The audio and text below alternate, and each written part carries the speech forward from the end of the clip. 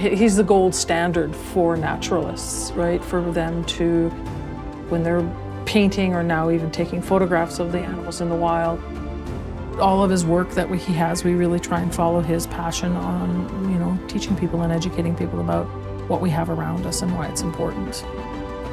And then as time went on, he stopped doing taxidermy and then just was more into, let's capture them as they're live, as they live in their own habitat.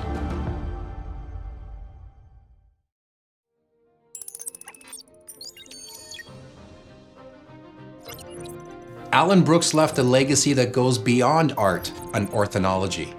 He inspired generations to appreciate and protect the natural world. Today, we visit the Allan Brooks Nature Centre, a place dedicated to his memory and the breathtaking landscapes he once loved. Let's see how his work continues to inspire.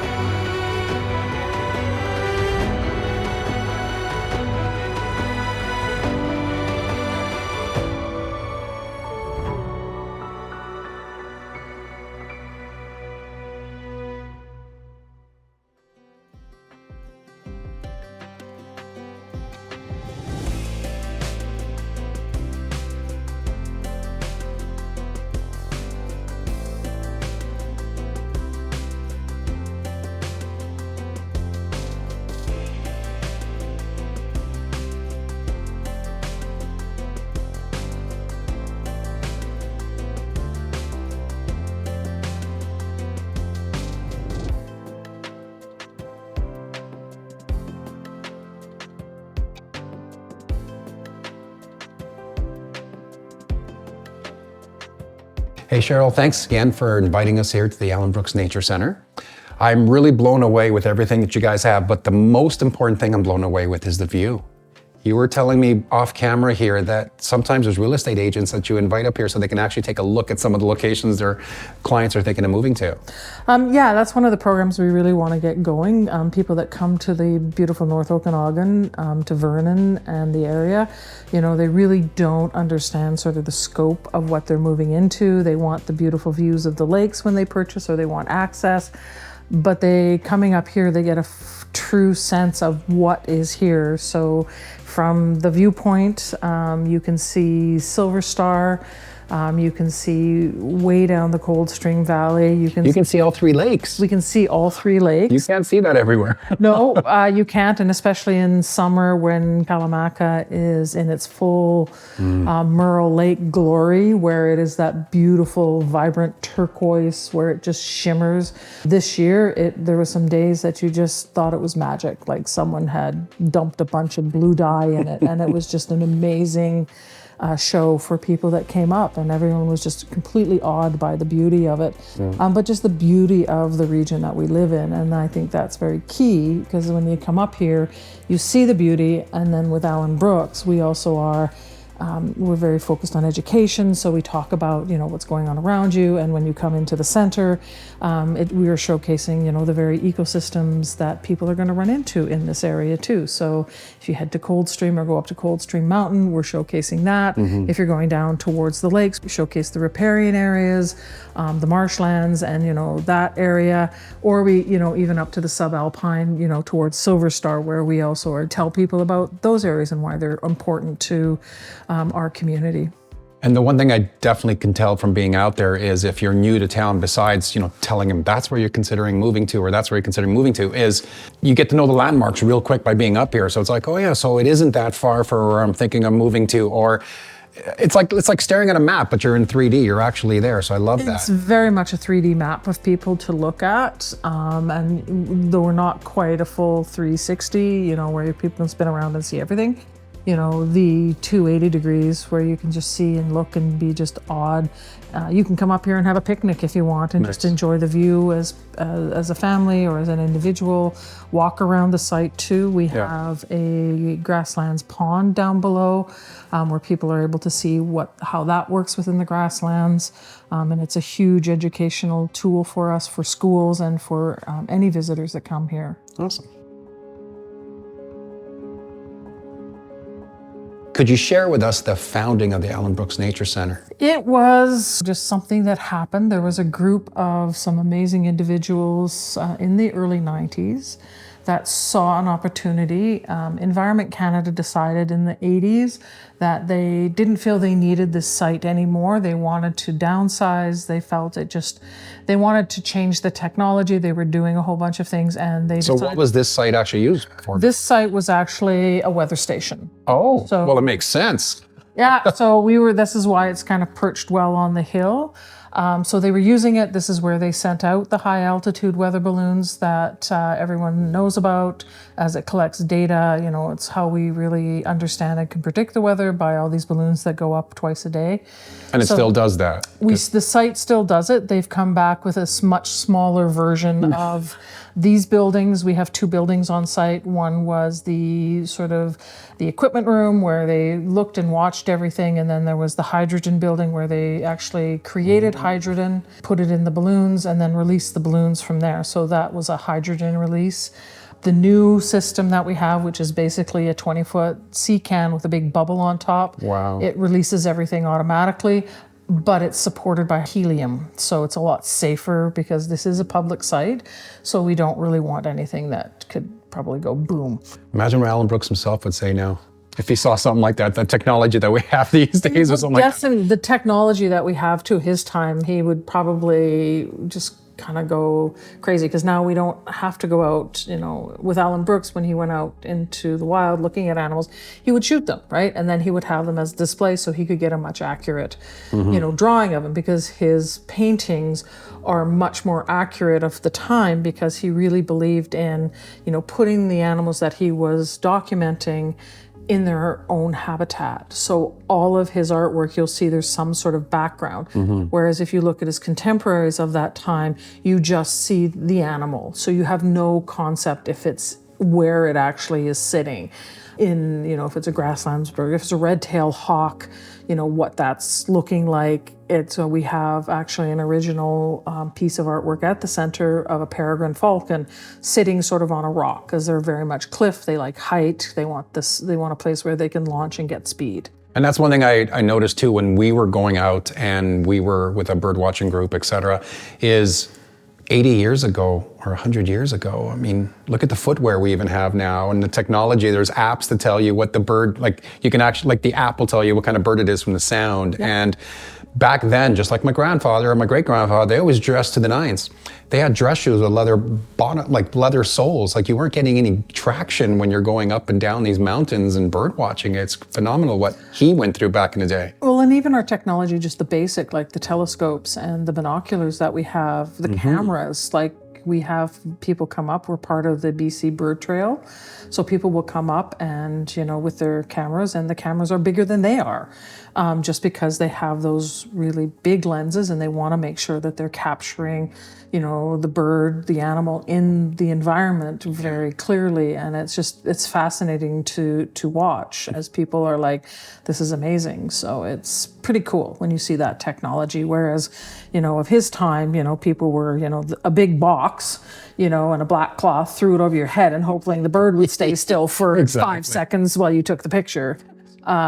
But now it's just instantaneous. And with the digital cameras, then you can see instantaneously of what you have, and you can delete, you know, half of the 1,000 pictures you took. Yeah.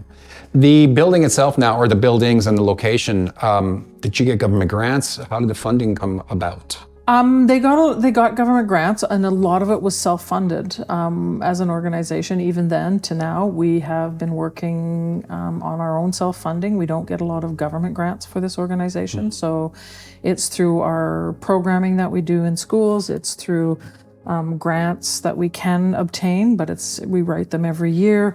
It's through incredibly generous donations from businesses in the community, individuals, through our memberships. So that's really how we sustain ourselves, as well as we have an admission to the center, but we do admission by donation, as we all feel very strongly, the board, the staff, and the volunteers feel that we need the site to be accessible to everyone. And if you don't have $5, $10 as an admission fee, that's okay to us, because you're still coming up here, you're still enjoying what we have, and you're going to learn about the ecosystems and why they are important to our communities. I think the important thing as well is when you leave a place like this, you become a promoter for it as well. So you got all this extra promotion. And that's what we're hoping. Yeah. People recognize that I shouldn't have this big cement block someplace. Maybe what can I do to make it so that there is an environment for animals to be in there, and finding ways to cohabitate with the animals that we are surrounded with. Marmots are a big thing up here. I love marmots.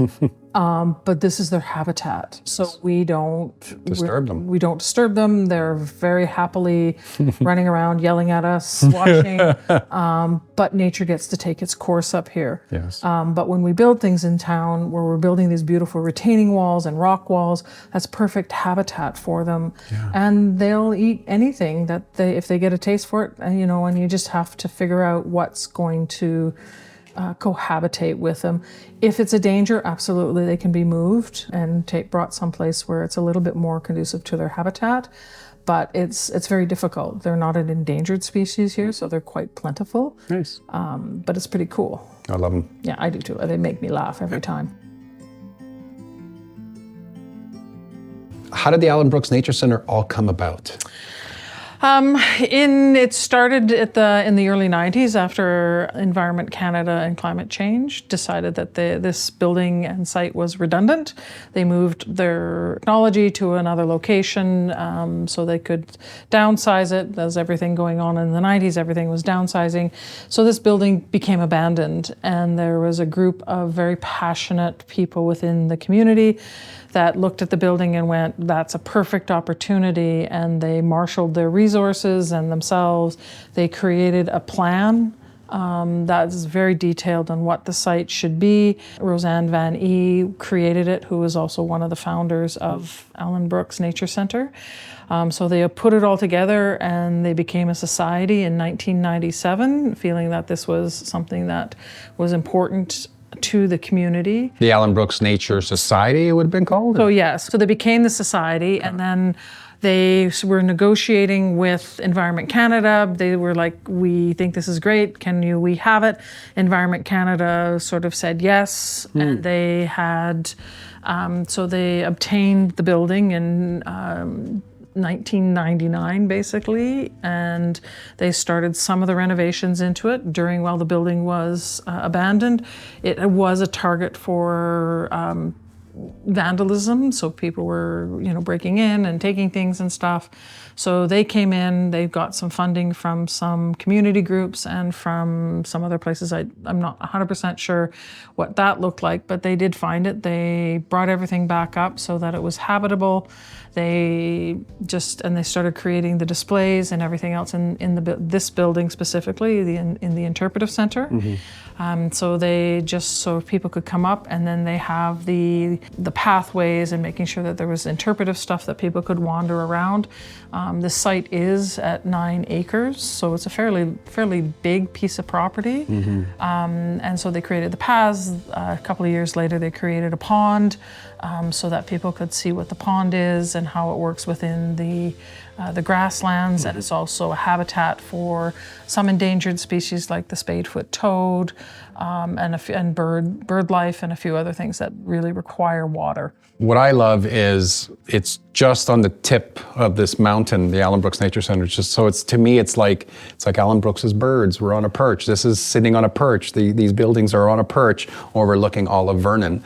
What I wanted to ask as well now, so when people come into the Allan Brooks Nature Centre, how do you pass along his artwork and conservation and everything that, that you really want to get the point across about him and what he brought to Vernon and to the world, actually?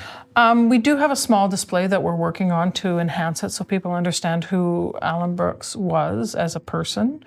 His history is incredibly fascinating, but we basically are following his passion for nature and showing people about, we have a lot of taxidermy in here so people can actually get up close and personal with things like a black bear. We have a marmot den so people understand what their world is like underground, because we just don't get to see that.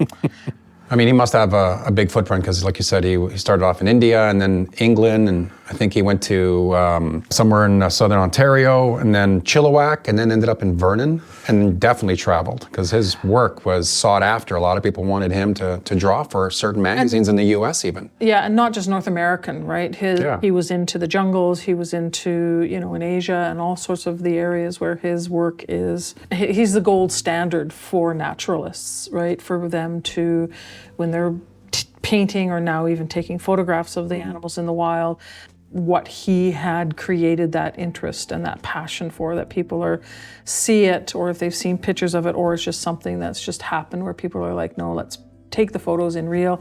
And then as time went on, he stopped doing taxidermy and then just was more into, let's capture them as they live in their own habitat. Can you explain to us some of the key educational programs that you offer? And obviously, when people come in here, how do they leave knowing a little bit more about Allan Brooks himself as a man and naturalist?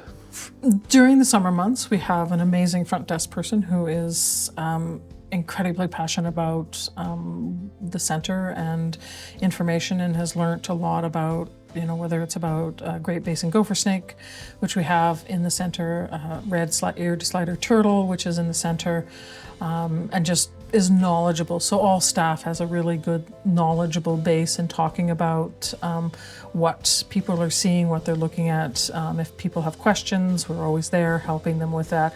And that's really more of the public face of the organization.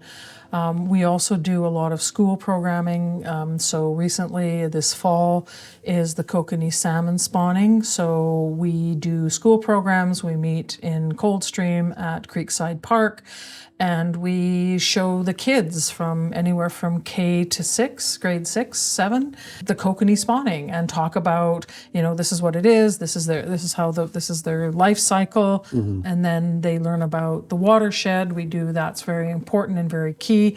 We do have these massive lakes, and just getting people to understand that, what you do up on a hill will actually impact the water. Where these animals are, living and breeding and doing all of that type of stuff. So that's one of the programs we do. Then we also do what's called Nature in the Classroom. So we go into the schools and we provide programming, again, to grades K to 7, where we talk about it's based on the school curriculum, the BC curriculum, so every grade is slightly different in regards to what they're supposed to learn. So there's nocturnal program that we have that we bring into the schools and talk to the kids about animals that live at night, or the marshlands, talk about animals that live in the wetlands and the riparian areas. So that's what we have for that type of education. So that starts in any time during the school season. And then we also, as school season is kind of shifting again and the weather is starting to get much nicer, then we get the field trips up here. So we bring the kids up, and then we again take them through the site. So they're seeing the spring life cycle of the center. So they're going to see, everyone's favorite, the Okanagan sunflower, or the arrowroot balsa flowers. The grasses that are coming up, they'll see the animals in the grasslands. So they may run across some snakes, whether it's a rubber boa, whether it's a Great Basin gopher snake, a yellow-bellied racer. We have seen a spadefoot toad here as well on site. And again, just the birds, the wildlife that we see that are flying around. So we get to see the red-tailed hawks are a lot, the Swanson hawk. We see there's a lot of meadowlarks up here. As you get down to the pond, you'll see the red-winged blackbirds kind of down there. And just sort of the other animals that we'll come see through the site as well. So, and they get different activities as well. So they can choose the pond, they can choose, marmots, they can choose whatever they want and feel is key. The teachers want them to learn at the program. So it's very hands-on, very much, being able to be outside and enjoy and figure out what they're seeing in our environment. And the great part about being perched up here is every season the view is different.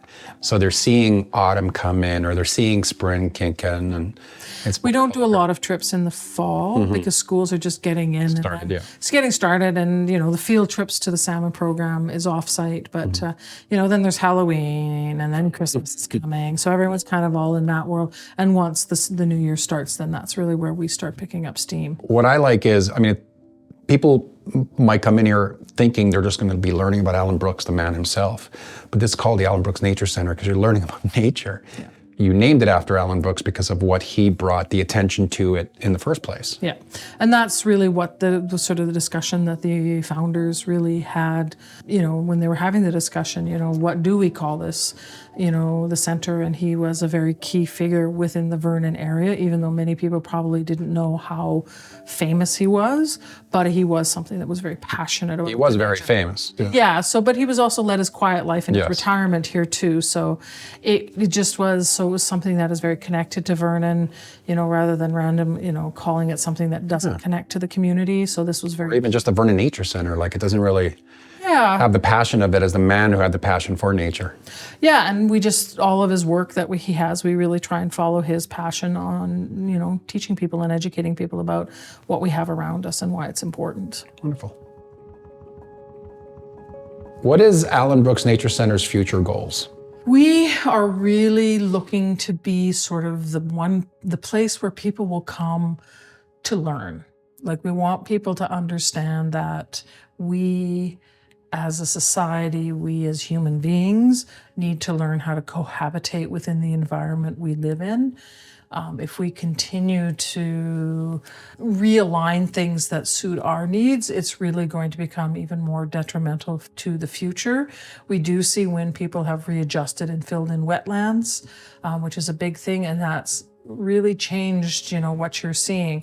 Species are moving on or trying to find locations where, they want to be. But if we are changing it, if we're, moving into more mono-agricultural farming, that's a very detriment because species like the Great Basin gopher snakes, rubber boas, the snakes that live in the grasslands, they have to keep moving because their food source is moving on too. And then, where they den during the winter, that disappears too because of how, managing the farm, their farming. I'm not saying that we don't want to say that you can't do that. That's not, it's going to happen anyways. It's just getting people to think and plan for that this is part and parcel, that we have to be conscious of things that are around us. Because if we don't, then it's going to get worse and worse and worse. It's going to catch up to us. It's going to catch up to us. And it has caught up to us in a lot of ways. Yes. We have a lot of species. We are at 1% of the grasslands in the Okanagan Valley at this moment from when it was pre-settlers. So before Allan Brooks. Before Allan Brooks came, before the O'Keeffes came, this was a very vibrant area. The grasslands are a keystone to the environment. You don't think about it because it's it's just a bunch of open space with grasses. But it is areas where it is something that just feeds up to the subalpine. If this isn't healthy, then what comes out of this, what should come out of this doesn't come out of this, and it just, again, stresses the natural environment and the ecosystems, and that's what we're trying to get people to understand. So, water is a huge resource that we all need. We're a certain percentage of water as human beings, everyone needs it. Doesn't matter, insects, humans, we need the liquid, but if we don't manage it well, and we keep, irrigating, huge lawns or everything that's not helping things, right? Because over time, given how our summers are, and when we sit in a drought level 2, we don't we can't always recover from that. And if we're relying on aquifers, if we're pulling too much from the aquifer without it being replenished, the aquifer compresses and actually will never meet what it was in the beginning. So it's just trying to figure out how to manage that, recognizing that, farmers need to have a living, they need to have their crops going, they need to feed their animals, for that. There needs to be businesses in the community. It's a cycle. It's a huge cycle. So if we can all do one thing that can make a difference, I think that's what the key is, and that's what we really want that messaging to do. I think what most people, their idea of the environment and taking care of Mother Nature and taking care of everything from electrical power, everything that they utilize, they think too large, or scope is like, okay, well, the planet's really big. I mean, what my little thing that I might do isn't going to be a big issue, but they should shrink it right down to the block they live in, or pretend we all live in an apartment building. Everything you do in your apartment or in your home on that one block has something that's going to affect its neighbors. Don't worry about the rest of the city, the rest of the province, the rest of the country and the planet. Worry about your own location, because every little thing we each do is something. So true. It's like, don't worry about what your neighbors say. All those plastic bags that you have, the bread bags, whatever you have, well, just put them together, and once a month, take them to take them to recycling and dump them in the plastic thing. It's simple. It doesn't have to be a big piece, right? It doesn't have to be, standing on the corner at Polson Park with a sign waving, save our environment, save this, save that. It's trying to get people to understand and not to be afraid. And because people won't do anything if they're afraid, or if they feel it's going to impact them personally. And we're just trying to take that fear factor away, saying, but that's okay. We can have that sort of anxiety about it. But if you do that, if you're planting your garden, plant things that aren't going to take over the landscape. So avoid things like bamboo. If you be a beautiful plant, but it's incredibly invasive if you get the wrong kind. You might think you're the only one in your house, or the only one when you're walking down the street or whatever, but you're sharing this space. We're not alone. Like, we're sharing with a lot of different species, and not just animals. I mean, vegetation as well, and everything else. Vegetation, we have in the summer months, we have the bluebirds are here. So you see these beautiful flashes of blue flying around. The swallows, the tree swallows are around. The meadowlarks are amazing, because I'll come up in the morning beating staff. As I'm opening gates, I'm hearing them singing, in the grasslands. Occasionally we'll see them. You'll see the coyotes come running through. We do have a trail camera on site, so we do get some pretty cool photos of, we've seen a cougar come through, we saw a bear come through, we see deer, we see the coyotes, we see a lot of quail. We also saw a badger come through, which is really amazing for us, because they estimate there's only 300 badgers in BC, period. And as an apex grassland predator, we need to find ways that they can have their habitat and be in their habitats as they go forward. So it's just seeing those things and just getting the excitement of going, this is really cool. You don't get this really in your backyard. Or if you do see it in your backyard, you start panicking because you see a coyote walking by your fence. It's like, oh my goodness, I don't, with that's pretty scary. But it's part of their world too. We are as much guests in their world as they are guests in ours. If people want to learn more information about the Allan Brooks Nature Centre, where can they go? They can visit us at our website at abnc.ca, or just type us in Facebook, and you'll see a lot of stuff going on. We have lots of cool information that comes up every week on Facebook, learning about, I think this week was moss. So before I let you go, I want to ask you, if Allan Brooks were alive right now, what do you think he would say?